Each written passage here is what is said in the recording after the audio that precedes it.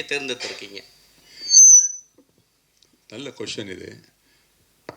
இது வந்து காதல் கதைங்கிறது இல்லை, ஒரு லைஃப்பில் இப்போ ஒருத்தர் வந்து பைக்லேயே போகிறாங்க, ஏதோ தப்பு நடக்குது, ஆனால் வீட்லேருந்து போகும்போது நினைக்கலாம் இது நடக்க போகுது சொல்லிட்டு, அந்த மாதிரி நடக்கிற கதை தான் இந்த குப்பன் படம். இதில் வந்து எதுவுமே பிளான் பண்ணி இல்லை. இவன் வந்து டுயட் பாடுறான், பாட்டு பாடுறான், இதை மெசேஜ் பண்ணுறான், லவ் யூ கிவ்ஸ், அதெல்லாம் இல்லை. This is suddenly. ஒரு சின்ன குழந்தை வந்து உங்களுக்கு தூரமாக வந்து என்ன பண்ணுவீங்க, அந்த மாதிரி பிரேக் போடணும், பிரேக் பிடிக்கல அப்போ வந்து இடிச்சிடுவீங்க, அந்த மாதிரி ஒரு கதை. ஸோ இதில் லவ் இருக்குது, பட் வந்து கொனைய லாஸ்ட்டில் வந்து ஹீரோயின் தான் ஜெயிக்கும். பட் இருந்தாலும் கதை அந்த மாதிரி கதை சடனாக நடக்கிறது தான், வித்தவுட் நோயிங். அதான் சொல்கிறேன் சார். சார் வாழ்த்துக்கள் சார் படத்துக்கு. Thank you sir. சார் அப்புறம் இந்த படங்களில் நிறைய இந்த வட சென்னை படம்னாக்கா கேரம் போர்டு வைக்கிறாங்க, அப்புறம் வந்து பிகில் படம், அந்த மாதிரி படங்கள்லாம் கபடி விஜய் படங்கள்லாம் வச்சுருந்தாங்க. இந்த படத்தில் நீங்கள் வந்து வாலிபால் செலக்ட் பண்ணுறீங்க, அது வந்து அது எதுக்காக மெயினாக அது பண்ணியிருக்கீங்க? அதுக்கு ஏதாவது ஸ்பெஷல் ரீசன் எதனா இருக்கா? இல்லை சார், நான் 30 வருஷமாக அங்கே தான் இருக்கிறேன், பீச்சில் தான் இருக்கிறேன். நானும் அப்பப்போ ஃப்ரீ இருந்தால் போய் விளையாடுவேன். எங்கே ஃபிஷர்மேன் கூட நானும் போய் வாலிபால் ஆடுவேன் அங்கே. ஸோ இந்த படத்தில் வந்து ஹீரோ வந்து ஒரு பிளேயர், ஒரு ஆக்டிவ் பர்சன் அங்கிறதுக்காக. ஏன்னா இப்போ மழை வந்துச்சுன்னா, ஹெவி ரெயின் வந்தால் மீன் பிடிக்க போக மாட்டாங்க, அந்த புகழெல்லாம் வந்துச்சுன்னா. அப்போ ஹீரோ இவங்கெல்லாம் என்ன பண்ணுவாங்க, இப்போ ஃபிஷர்மேன்லாம் என்ன பண்ணுவாங்கன்னா வாலிபால் ஆடுவாங்க, கேரம் ஆடுவாங்க, கார்ட்ஸ் ஆடுவாங்க. ஸோ ஒரு ஆக்டிவ் ஹீரோவாக இருக்கிறதுனால இந்த வாலிபால் நான் பார்த்துருக்கேன். நான் அங்கே போயிட்டு இருக்கும்போது வரும்போதெல்லாம் விளையாட்டு இருந்தோம் பசங்க. அது கிரவுண்டு கூட நம்ம தான் வந்து எல்லாம் ரெடி பண்ணிருக்கோம். ஸோ அந்த மாதிரி ஒரு இது, அதுக்காக ஒரு டிஃப்ரெண்ட் குப்பனுக்கு ஒரு ரிலீஃப்காக அந்த அந்த அந்த வாலிபால் வச்சுருக்கோம். On on பண்ணுமாது.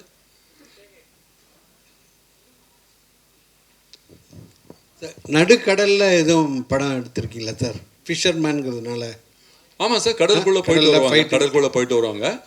ஆனால் கடலுக்கு உள்ளே போய் மீன் பிடிக்க போவாங்க. அப்புறம் அது என்னங்கிறது கதையில் இருக்குது.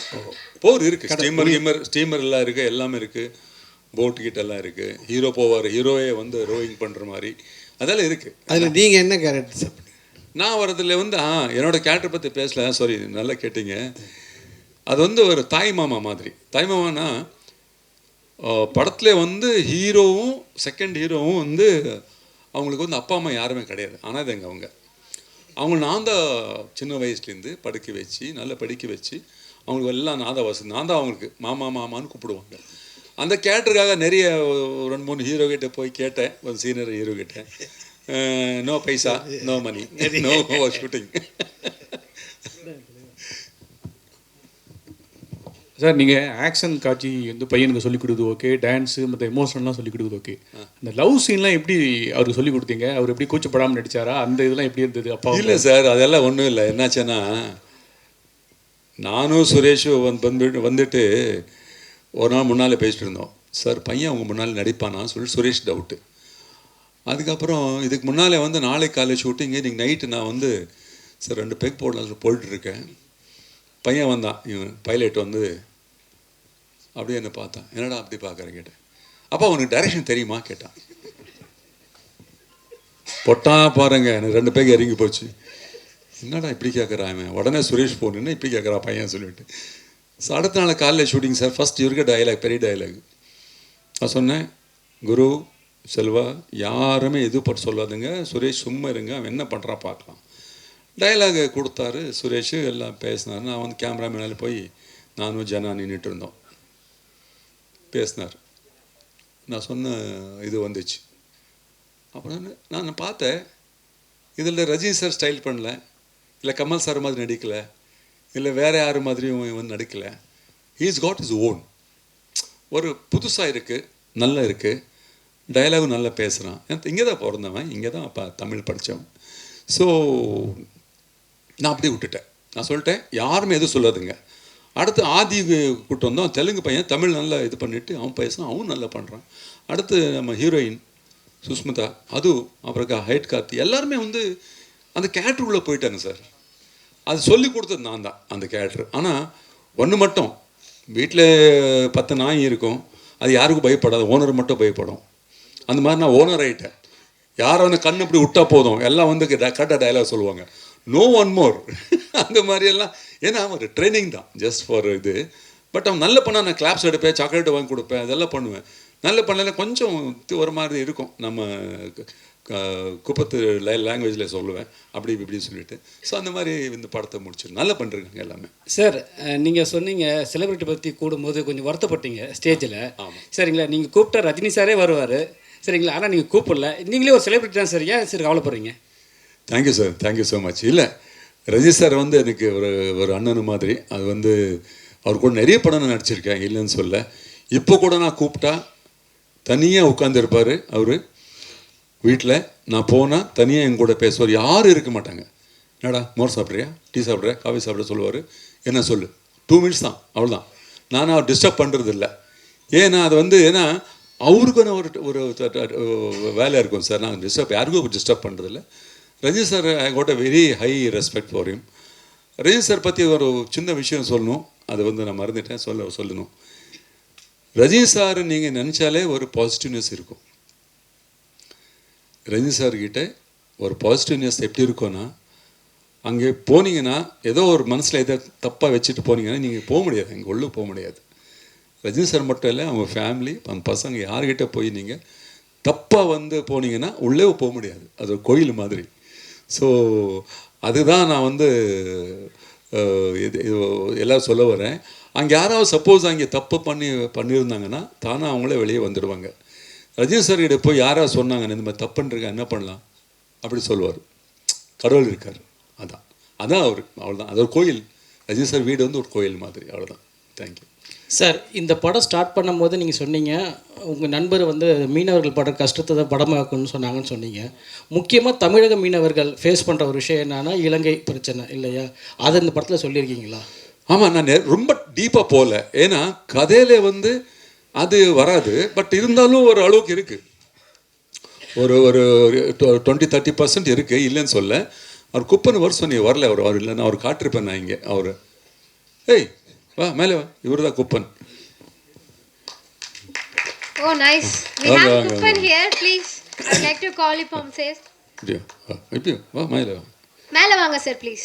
நீ வந்து போட்டில் ஏறுற மாதிரி ஏறாதீங்க, ஸ்டேஜ் இது. வா, இவர் தான் குப்பன். ஸோ இந்த கதைகள்லாம் காரணம் இவர் தான். இப்போ ஷூட்டிங்கில் கூட நல்ல மீனவன் கொடுப்பாரு, ஏறாவன் கொடுப்பாரு, நண்டவன் கொடுப்பாரு, நல்ல எல்லாருமே. ஸோ ரொம்ப ஒரு குழந்தை மாதிரி பார்க்குறதுக்கு அப்படி இருக்காருன்னா குழந்தை, எந்த பழக்கம் கிடையாது. இவர் வந்து குப்பத்தில் எப்படி இருக்காருன்னு தெரில. தண்ணி அடிக்க மாட்டார், சிகரெட் சாப்பிட மாட்டார், எதுவுமே இல்லை. நல்லா சாப்பிடுவார், அப்படி தூங்கிடுவார், அவ்வளோதான்.